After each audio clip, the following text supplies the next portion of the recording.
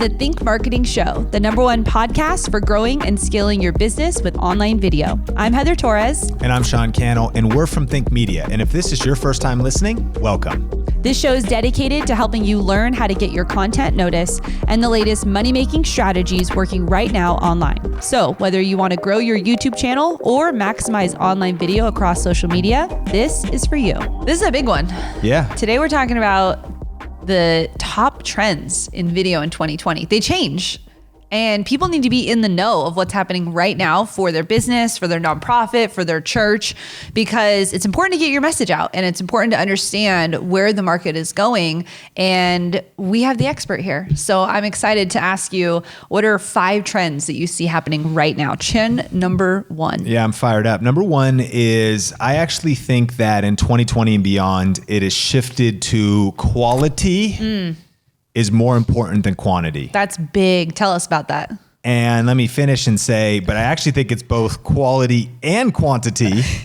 But if you had to pick one, I think quality is now the dominant thing. Now that's kind of a very confusing thing that can intimidate people because they think, okay, wait, I got to get a $4,000 red camera and I got to get custom lighting. It's not that. It's the content value, not the production value. It might be something shot on a phone. It doesn't even mean that it's super planned. But what it means is that quality matters. And I think that what we saw in the past was sometimes a pressure to just go like live every day, just get like a lot of content and be there. But that content had no value a week later or a month later, or to just try to put out as many pieces of content a day. And of course, Gary Vee is talking about like publish 50, 100 pieces of content a day. And that's the quantity piece that does matter. But what I'm talking about is I think the trend is that quality is what rises to the top on any platform. That in some cases, with organic reach going down, you might only get a few chances to get in front of people. So here's the question to ask. What experience are they having with your brand when you get that chance? When they get to meet you and they give you a shot, they see your video in their feed, they see that YouTube video, you even rank for a search term. And when you first optimize a video, it shows up on YouTube and they might let you rank for a while and they're going to see what people think about it. And when people watch that video, what is their experience? And I think because we now have helped even over like almost 4,000 people in our Video Ranking Academy community, I've noticed that sometimes people just feel this pressure and they feel like it's like a badge of honor. I upload 7 days a week. And I almost feel like maybe you should upload only 1 day a week, but take all the energy you were putting into the 7 into 1 to make it higher quality. The last analogy when I think of quality is the difference between writing a book and writing a tweet. A lot of people feel the pressure to post on Instagram every day, write a post on Twitter 10 times a day. But someone who sits down, and there's a great book about this called Deep Work by Cal Newport, who's known for not really being on social media that much. But when he puts out a blog post, very rarely, or when he puts out a book, it is a bestseller and it impacts and it lives on for weeks, months, and years to come. Now, I'm not saying every YouTube video is a book. I'm saying that's the mindset, is leaning more on quality, because what we've learned with YouTube being a search engine and ranking videos, that when we take longer to make something better, that we can reap the rewards from that piece of content for weeks, months, and years to come. When we rush something, we might get some quick action that day, but we have to wake up the next day. It's like fast fashion versus something high quality. It's like investing in something you wash twice and it falls apart versus something you can hand down to the kids for generations. Quality over quantity in 2020. I love how you said that at the beginning too. It doesn't necessarily mean the production value. So I can still produce content with my smartphone, but it's the quality of the content. It's what you're putting out there, and it's leveling up. Obviously, you don't want to just everything to be raw and real. It should definitely have value wrapped in it. But I love that you said, it's not necessarily about leveling up the tech, because that's not necessarily what's going to change it. It really is about the content and the value that you're exchanging. The substance, and you're a great example of this. On your homeschool channel, you think about the substance. And in other cases, when it comes to homeschool, how many books have you read on the topic? Almost everyone out, maybe 50 books. So I think a lot of people, when it comes to mastering their subject matter, they have read no books about the subject, or they've read one and they have a surface level understanding. When you've read 50 versus reading one, your depth of knowledge and even your comparison of the different ideas is deeper. That's substance. So if you just shoot on a webcam with, yes, I think you do need, and that's why we have Think Media, so our channel all about tech, you need some like lighting and maybe a USB microphone, but this stuff doesn't have to break the bank. For like $100, you could get a webcam, a USB mic, and you're good to go. But the substance of what you're teaching, so taking more time on the content that you're creating, and then speed also matters as well. And here's maybe the best way to put this. We are applying these trends. These are the trends we're living. We have felt when it comes to Think Media, video influencers, a decline in organic reach by just doing the same things we've been doing in the past, same old thumbnails, kind of same old content, same old videos over and over. That's why we're launching the Think Marketing Show. We're trying to do new things, do different things, starting videos in different ways, really actually think about mastery and organization of what we're putting together. We realize we need to level up. And that's what I'm saying. In 2020 and beyond, you have to invest in your skills, take your quality to another level. Don't compare yourself to anybody on the right or the left, but just say, how do I take my quality to a higher level? Substance, as well as the overall presentation of the value I'm delivering to the end user. So key, so key. So number 2, what's the second trend that you're seeing happening going into 2020 that business owners and content creators and nonprofit owners and churches need to be taking notice to? Yeah, I think the other big trend is short form video. And this shouldn't come as news to anybody, but we've seen Instagram stories. TikTok is blowing up, and that's something that could be interesting to people. But stories are also on Facebook. Stories are also on YouTube. And if you already have some YouTube influence, shoot, I mean, you were just telling me, like, I got to double down because we have YouTube influence, but it's kind of a feature that you're like, you forget that it's there. And I think there's a couple things with stories. Not only is it the fact that there's the chance to reach people and go deeper with your current community, but it's actually learning a new way of communication. Like learning to communicate on stories. I remember even when Snapchat was first big for a little bit wider of an audience, it's still going for a certain younger age, but now it's mainly Instagram stories and Facebook stories, that at first, it was almost like it took another part of my brain and it sort of stressed me out, and I only was thinking in long form YouTube, and I didn't think I had the bandwidth to do it. And I don't know, let us know in the comments if you've ever felt that way, like I got to learn something new, because that is how it feels at first. But just like learning to ride a bike, or just like learning a new skill set, like at one point you had to learn how to use Microsoft Word or turn the computer on, or how to use Excel. But then it just became a core competency that you do without thinking, and almost like a habit. That short form communication is something that we need to learn. Quick hits of information, communicating in short sound bites, and being able to stitch together different pieces of communication.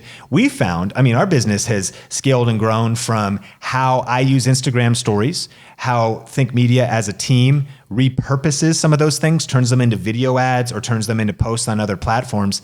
We're using stories in a lot of creative ways. So I think short form video in general is a major trend that people need to be paying attention to and leaning in on. How do you feel about it? Yeah, I think what I love about short form is that it can be real and raw and in the moment. I know we've talked about it on Think Media before, but your vlog, people say, Sean, we want to see a vlog from you. And you say, I got that. It's over on Instagram. You can go follow you on Instagram and you see the Rise and Grind show. That is your daily vlog of how you're showing the behind the scenes of what's happening.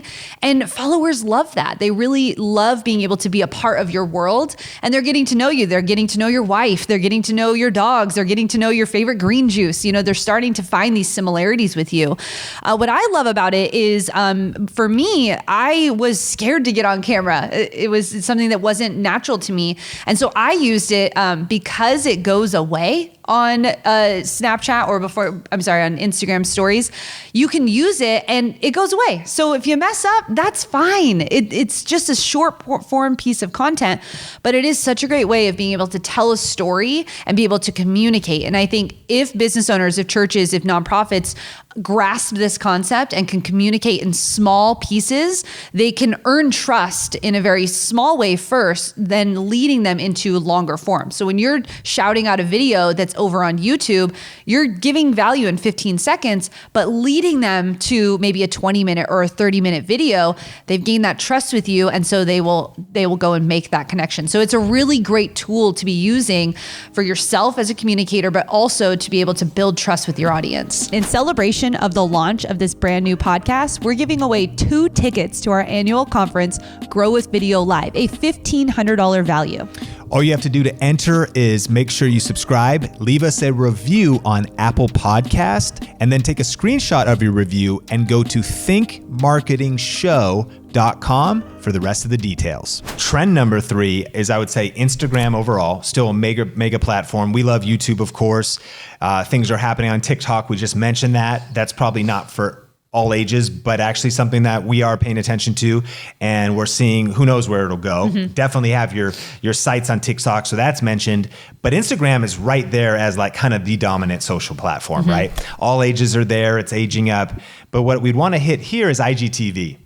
I think that at first, Instagram TV came out and it was like, it kind of, wow, this is going to be big, and it kind of died. And then what happened was they allowed it to integrate better with Instagram itself, especially with the preview. And anyone on Instagram knows that now you're in the feed and something starts, it's just a normal Instagram post. But if it's longer than 60 seconds, there's that little button to say finish watching, and it takes you over to IGTV, where now you can upload up to 10 minutes. And if you upload from a desktop, or if you have a verified account or enough followers, you can even upload to an hour on Instagram TV. It was also limited to only vertical. They opened it up to now you can do horizontal, and so it'll be horizontal on the feed. If you go over to Instagram TV, hit widescreen, flip the phone. And so even execution there has become a lot simpler. And we've noticed that when our views on IGTV were like almost nothing, like compared to the following on Instagram that we have over on IGTV, it would be just 10% or less. Now it's more like, organic reach always changes, but now it basically 10x or 20x the views we were getting because of starting in the feed with that content. So I think that for a lot of business owners, a lot of smart social media influencers and online marketers of all kind, Instagram is just the platform when you're doing stories. You have profile posts. You could do highlights. You can link back to your business, have that link to your profile. You can have if you have a physical address, have that in your profile. Churches, you can have your service times, ways to get to know you. Instagram stories of photography to show behind the scenes of whatever you're doing. Live video on Instagram, and then Instagram TV of snippets of whatever the core value proposition of your business or your nonprofit is. It's just a major platform that people have to be paying attention to, and it's a trend that's not going away in 2020. Yeah. And the 4th trend is something that I'm really excited about. We've been experimenting over at Think Media a lot with this platform. Go ahead and tell us more about LinkedIn right now, Sean. Yeah, so one of the trends we're seeing that's unfortunate in 2020, and we actually probably just as a kind of a mention negative trend is organic reach is going down everywhere. Yeah. It just is. And there's more people coming online. It's the way that it's what we're seeing on Facebook. We've been seeing it. Instagram is tough too. But hey, what are you going to do? Cry about it? You got to still use it. And if at one time you reached 50% of your audience, now you only reach 5%, well, thank God for the 5% that you are reaching. Like, keep working it and keep trying to level up your content. But one of the places that organic reach is going up is LinkedIn. And it was almost a little over a year now ago, maybe almost 2 years, probably about a year and a half, that I went to the first LinkedIn video creator session at VidCon, which is historically a YouTube conference. They just celebrated 10 years. It's a conference in Anaheim, California, about 30,000. Besides about 1,000 or two business executives and corporate executives, is about 28,000 fans of YouTubers. It's a lot of like 16-year-old girls and a lot of gamers and that kind of crowd. But a few, and then you'd have the industry track. And on the industry track, they had the first ever LinkedIn video creators session. And I remember I heard about that and I was like, what a joke. Like, are you kidding me? Like, that place you put your resume, like video creators, like what are we talking about? And I remember though, I was in the hallway and I was talking to somebody about that. I was like, did you see that LinkedIn video creators thing? Like, hilarious. And he was like, no, somebody I trust. He's like, nah, man, it's like legit. Yeah. You need to see what's happening over there. So I went to the session and I met some of the pioneers of LinkedIn video that were just posting videos and had built 30,000, 60,000, 100,000 person communities whose videos were getting 5,000 views, 15,000 views. And they were using it to even boost their current careers. They were using it to scale consulting and biz dev opportunities. They were using it in so many creative ways. And here's the big shift. That LinkedIn had shifted under a lot of people's watch, not even aware that it was happening, from being just a resume posting platform to a content platform that is more like a Facebook or an Instagram, to where you now have a feed, and you kind of always did because you could do articles and text and photos, but now you have kind of a full media suite where videos can show up in your feed. LinkedIn is releasing live video, and many people have it in beta. 2020, it'll certainly go public to everybody, or there'll be some sort of a process to get access to it. And so LinkedIn's organic reach is crazy, where if you haven't been taking it, and that was the thing, despite everything we've been doing on YouTube, and despite all the energy I put in other places, I started at LinkedIn basically from scratch like anybody else. You got like 30 connections. You know what I mean? Like you set up your profile once, and then when you were in between jobs, and then you forgot about it for 4 years. I went back, of course, I put the work in. I started to dive in, study. That's why we focus so much at the last couple Grow with Video Lives on LinkedIn, along with these other platforms, because our conference is all about all of the platforms. You got to be diversified in case an algorithm shifts. And so get your profile optimized. We had a guest speaker, and even this year, I'm excited to have people talking about LinkedIn. That was like, get your profile optimized, position yourself right, dial in these nuances. Here's your content. Oh, don't do 2 videos in a row, but do, mix up the posts, and here's how the algorithm works. Learning the best practices, that's so important. Now, I mean, I don't even know what it is. I'm probably coming up on a little over 10 or 12 or 13,000 connections plus followers. It's 2 different groups of people on LinkedIn, because we've been putting in the work, like posting video content, repurposing a lot of content because we already have content. Point is, organic reach there is crazy. Have spent no money on ads, have only invested sweat equity, time equity, and have seen our business grow, whether that's people discovering our products and services or discovering our events. And so the opportunity to invest in LinkedIn to build your brand, build your influence, meet your target audience, meet people that should be doing business with you or should be a part of your company or your business is huge. And so in 2020 and beyond, you got to be leaning into LinkedIn right now, especially where your efforts on other platforms might not producing the results they once did. Yeah. So that leads into video trend number 5. What are you seeing for 2020? Yeah, and that basically sums it all up, that organic reach is going down, meaning trend number 5 is pay to play.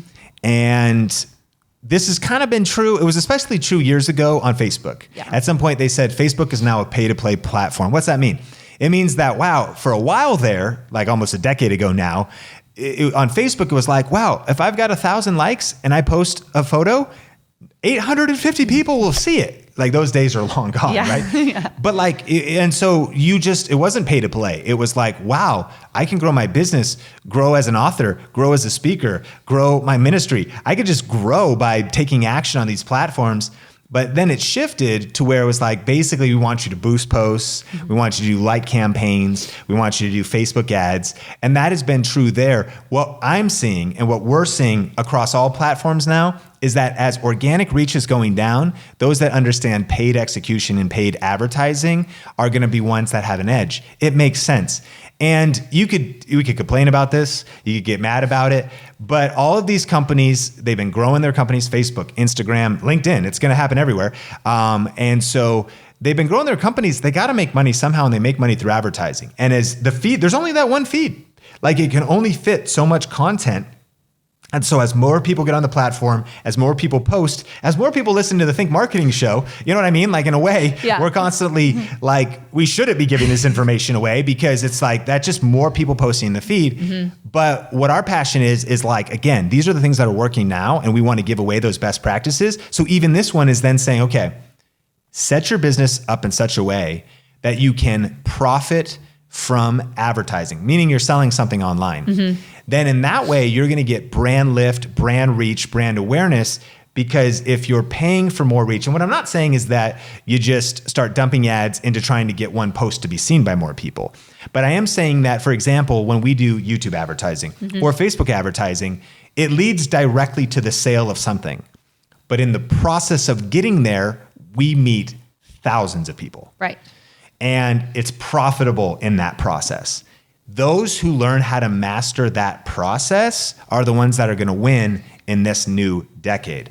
Understanding and mastering paid advertising mixed with organic advertising and social media marketing, that's what the Think Marketing Show is all about. And of course, we're going to be diving deeper into those concepts in future episodes. Thanks for checking out this episode. We hope you got a ton of value. And if you haven't already, subscribe here to the Think Marketing Show wherever you're watching or listening. And hey, it would mean the world to us if you would rate and review this show on Apple Podcast. As we grow this movement of purpose-driven content creators, we encourage you to share it with a friend. And we'll see you in the next episode.